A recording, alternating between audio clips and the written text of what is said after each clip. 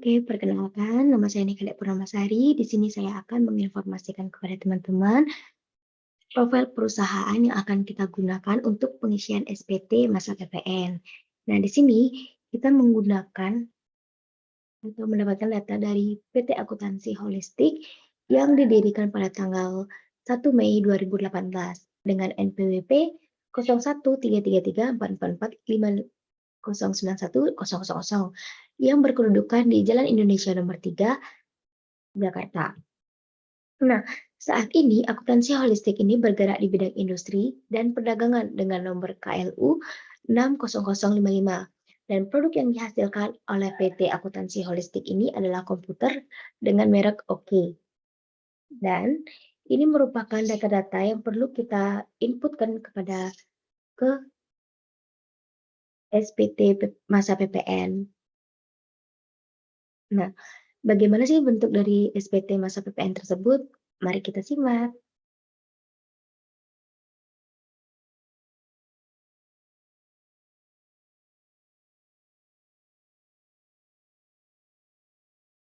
Nah, jadi ini merupakan penampilan dari SPT masa PPN, di mana tampilan yang di awal ini adalah merupakan formulir 11111, di mana formulir ini adalah formulir induk. Selanjutnya, yang kedua ada formulir 1111 AB, di mana formulir ini berfungsi untuk rekapitulasi penyerahan dan perolehan. Jadi semua transaksi ataupun semua catatan mengenai penyerahan dan perolehan akan direkap di formulir 111 AB.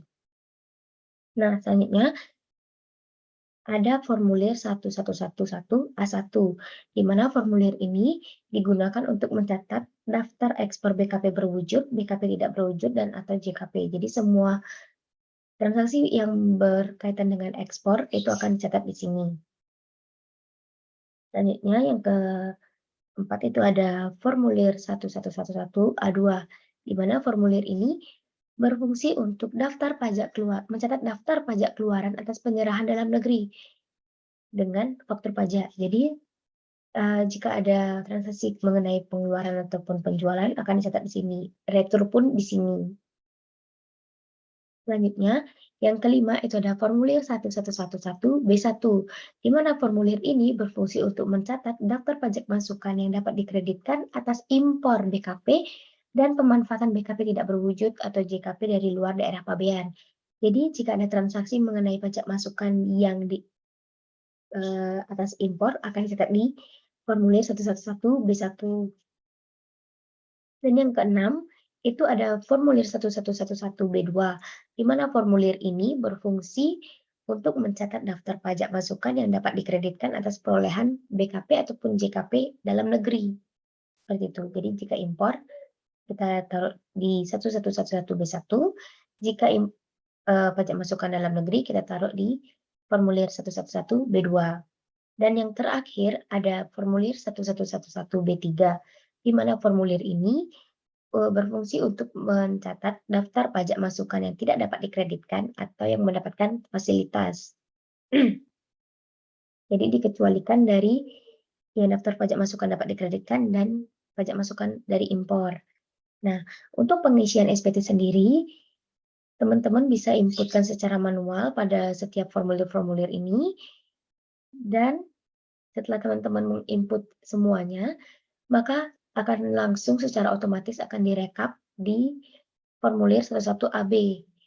Dan setelah itu teman-teman bisa mengisikan nama PKP, alamat, telepon, NPWP, dan masa pajak di formulir induk atau formulir 1111. Dan data yang didapat dari sini itu secara otomatis akan terisi. Nah, jadi untuk pengisian SPT itu sendiri akan dijelaskan oleh teman saya. Terima kasih.